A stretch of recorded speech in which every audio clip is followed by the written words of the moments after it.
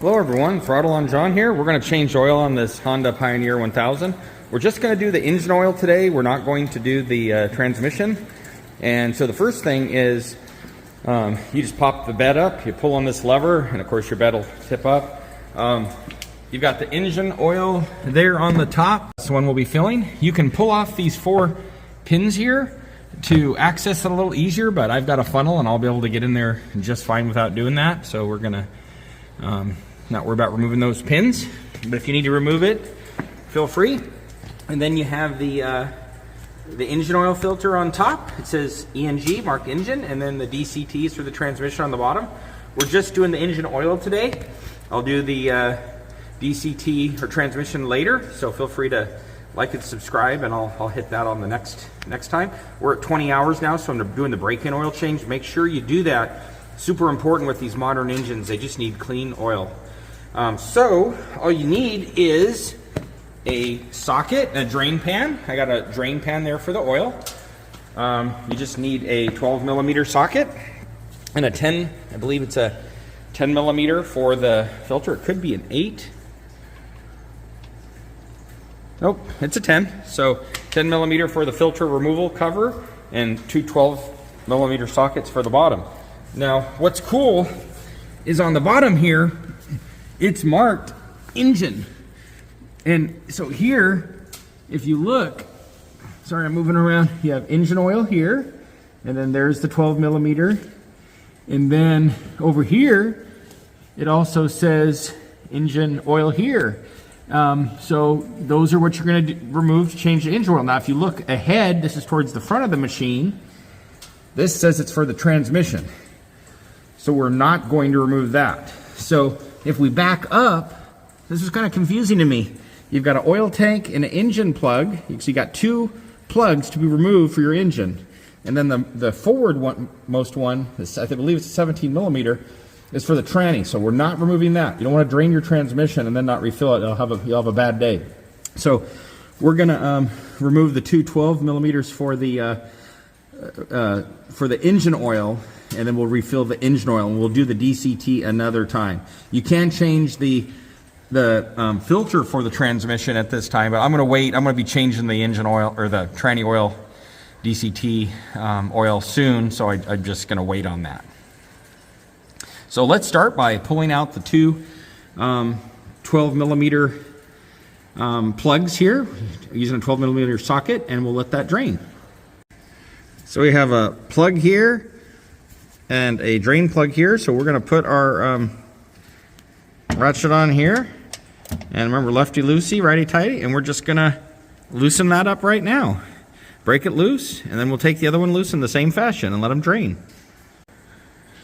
For the 12 millimeter engine oil drain plug on the rear, you're going to need an extension on there. I didn't need or want an extension on the forward drain plug, but you need an extension on the one at the rear to access it.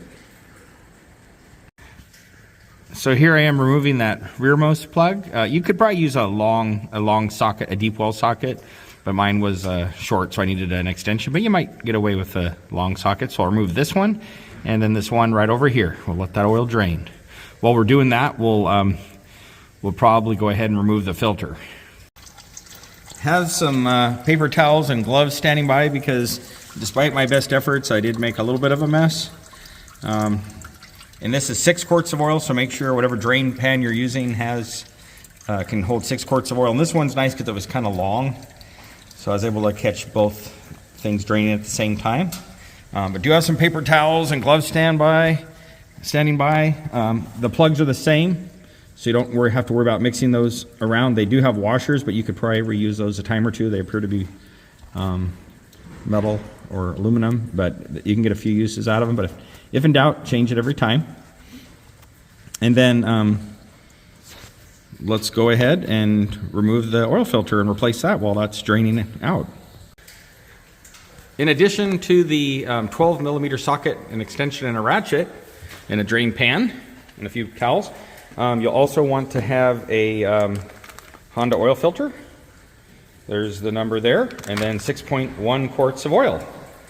So maybe just have 7 quarts on hand. I'm using the Honda oil, but you could certainly use what you want to, that's within Honda spec in your user's or owner's manual.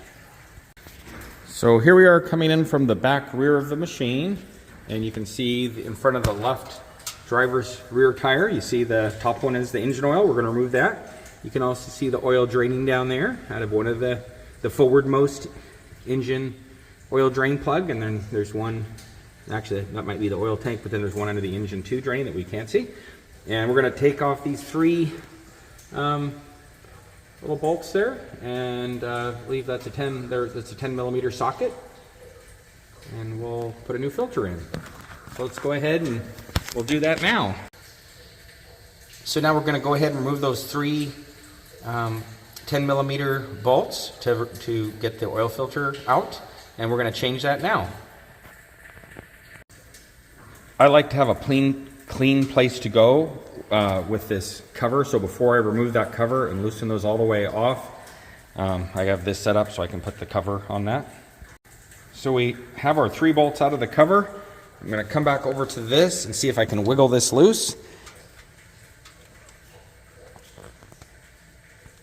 And it's kind of jammed on there. This has never had its oil changed before. Okay, let's see what we can do. This works with motorcycles. If this isn't coming off, rather than prying around this cover and marring the surface, sometimes you can put a bolt in one of the holes and get a little leverage on the cover that way. I don't know if that'll work with this or not, but it's worth a try.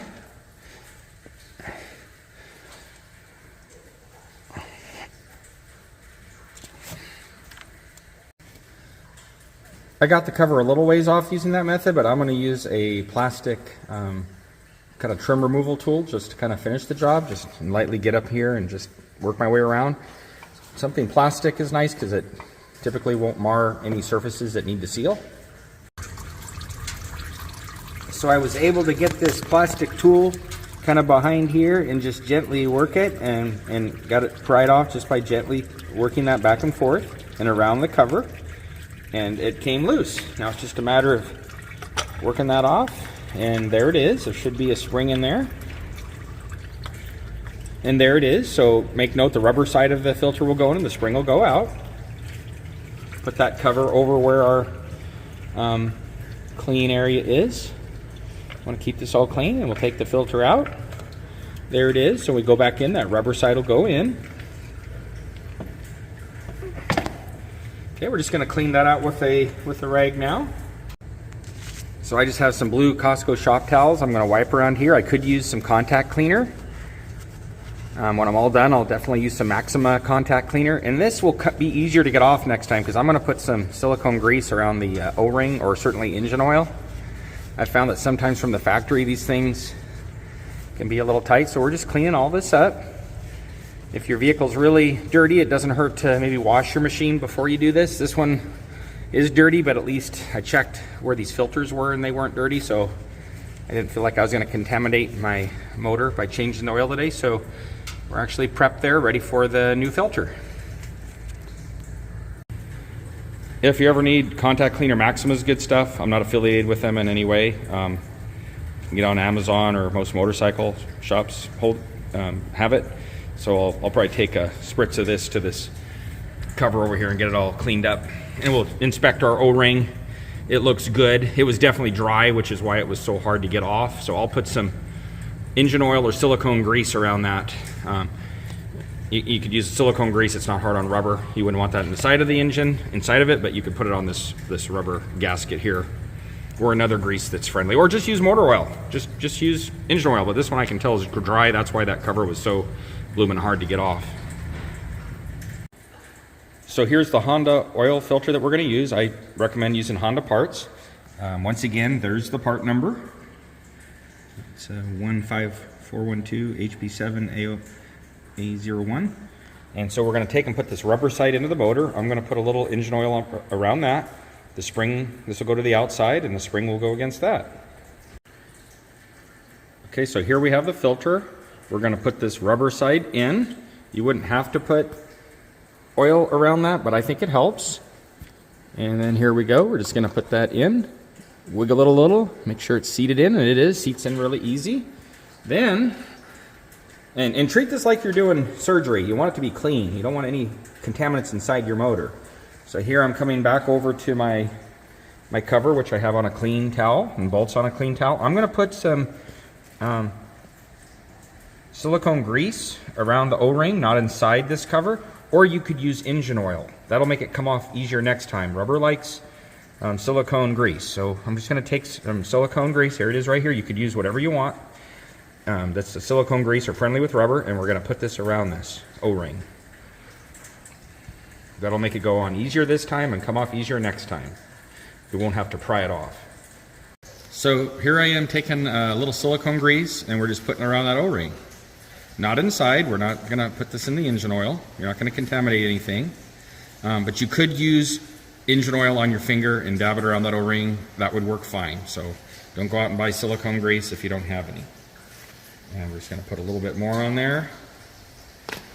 And I just don't want to have the same thing that happened this time where it was so hard to get off. That was just because this O-ring was dry. So we're going to put this back in the same orientation that it came off, which is with this engine mark up. And then we're going to put the spring in here. And then we'll just go ahead and replace that the way it came off and replace our 3 10mm bolts. And just make sure your spring stays in place. If in doubt, you can always put a dab of grease somewhere to hold it on there, but I don't think that's necessary on this application. And my spring is still there. Just take your time to make sure you get it on there. You can feel when it's on there. And it's there. I can feel it compressing. So now we're just going to go ahead and give this a little bit of a twist as it seats in. It's going to seat in easier because of the grease or oil. And then we'll just replace our 10mm bolts. Start them. Always start them with your finger. You don't want to strip this into this aluminum. Always start it by finger. And these don't need to be crazy tight. They're just going to be snug, hand snug. And I'll choke up on the ratchet so I don't strip anything. And you just replace these. So this top bolt right up here, I didn't want to get on it sideways, so I did get a smaller short socket and a 1/4 inch socket and a smaller short drive just to get on that square, but you wouldn't have to do that. And then we're just gonna snug these down just nice and easy. Those are small bolts, you don't want to strip those out. So I'm just going to stay choked up on this ratchet. You don't want to get on the end of this and strip this, so you're just going to come out here when you snug this and you're just going to gently go to where it stops and stop.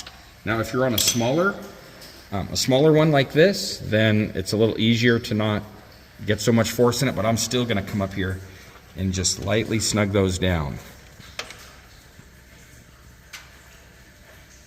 Get them finger tight first, pushing on the cover, letting everything seat down.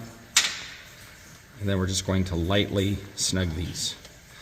And that cover went on so much better with a little oil and or silicone grease on there. Just lightly snug it, that's where it stops. Gonna go to the next one, lightly snug it, that's where it stops. You can do a kind of a crisscross pattern as you're putting this on, and then we're just gonna lightly snug that one until it stops. And then you can check them one more time. And that's it. Now if you want, you can hit this with a little cleaner, Maxima contact cleaner, just to clean this up.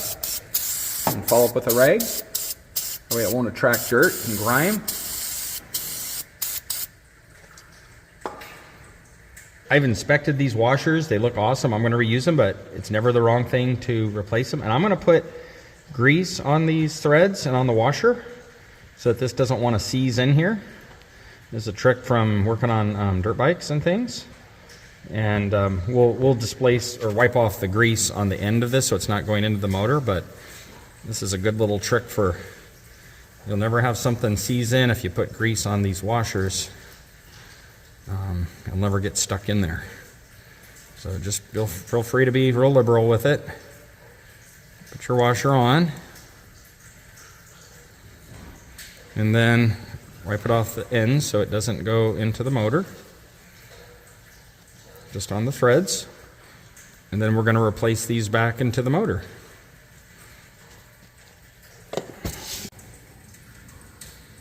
So I'm going to go ahead and I wiped this mating surface off with this bolt first to make sure it was clean. Again, you always want to make sure all your surfaces are clean. And we're going to do that to both drain plugs here, or mating surfaces, and then we'll just go ahead and snug that down.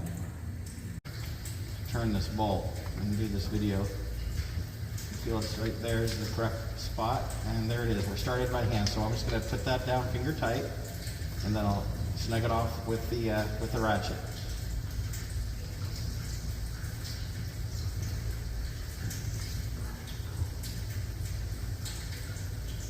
All right.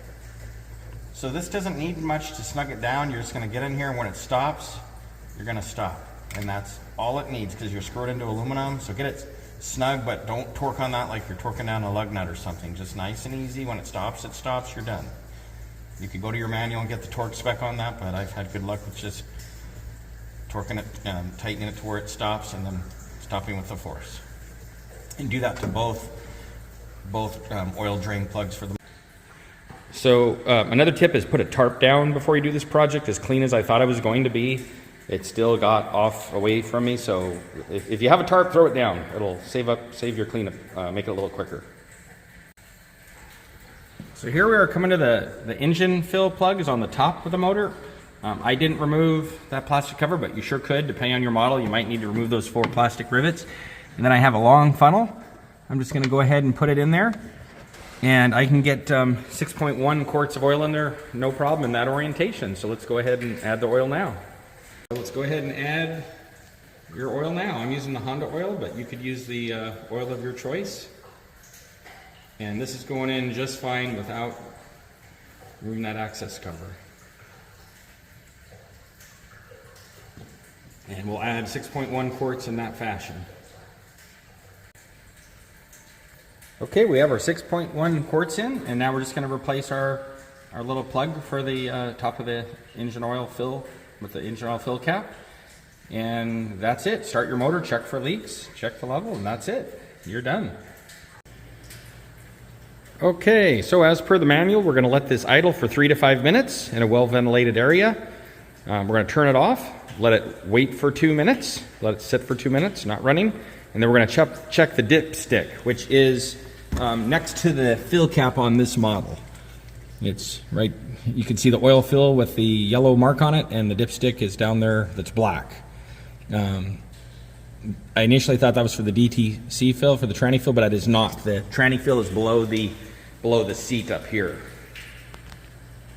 So we're just going to let this run a little bit, and then we'll shut it off and check the oil. We're going to let it run for 3 to 5 minutes. And then we will shut it off for 2 minutes, and then we'll check the dipstick level. So here we are, I've unscrewed the dipstick. We're going to insert this. You don't screw it in. And again, I've ran the engine 3 to 5 minutes, shut it off, waited 2 minutes, and now we're going to insert this without screwing it in. And we want it to be between these 2 levels. Sorry, I can't quite get this to focus. There's a couple of places on this dipstick, and we're going to have it where it's ideally not below the lowest mark, hash mark, and not above, but somewhere in between. So we'll just come over here, and you insert this into that hole, and you don't screw it in. And I've wiped around that since I pulled it out to make sure I don't get anything that falls in there. And okay, so we push this in, you wipe it off. After you've unscrewed it, you push this in, you don't screw it in, and then you pull it back out. And it looks good. It's between the 2 little hash marks there. And yeah, we're going to call that good. If it was below the lowest hash mark, we'd have to add. If it were above, we're overfilled. And so that's all there is to it. Now just put your dipstick back in, and you're done. I did make sure I cleaned off around that after I pulled the dipstick, so I didn't drop anything in there and contaminate my engine. Yeah, 6.1 is perfect. It puts that right in the middle. Sorry, I can't get that to focus, but it basically puts that right in the middle of the two hash marks there. Sorry, I wish I could get that to focus for you. Okay, we have the filler cap replaced, of course, and we have the dipstick lower down without the yellow, just the black down there replaced, and everything's snugged up. Don't be afraid to change oil on this. That was really easy. Stay tuned. We'll do the transmission soon. And that, you have the 17 millimeter fill plug up more forward, ahead of the two drain plugs in the motor. We have the filter down there, and then the dipstick is under the seat. So stay tuned, and thanks for tuning in, and hope this was useful. Don't be afraid of this job. It's really easy. Just take your time, and it's nice doing it yourself, and you know that it's done right. Here's a little trick, is you have trip A and trip B. Use trip B for keeping track of your oil changes. Boom, you can still have your trip A to do what you want, but use that trip B to keep track of your oil changes. So just a little trick. A shout out to Edwards Motorsports and RVs. I got this online. It comes with all the oil and air filter, transmission filter, gloves, funnel, all the oil you would need in this kit. Air filter, transmission filter, oil. That's, to me, that was great, just to be able to buy it and it's all there. So anyway, shout out for those guys. And I'm not affiliated with them in any way, but that might make this easier. Or you can just find all the parts yourself as well. Lastly, be sure to dispose of your oil. I'm going to take that oil out of that drain pan, put it in those jugs, and I can take it to my local recycling place. Some auto shops and things will take your oil, but yeah, dispose of it properly.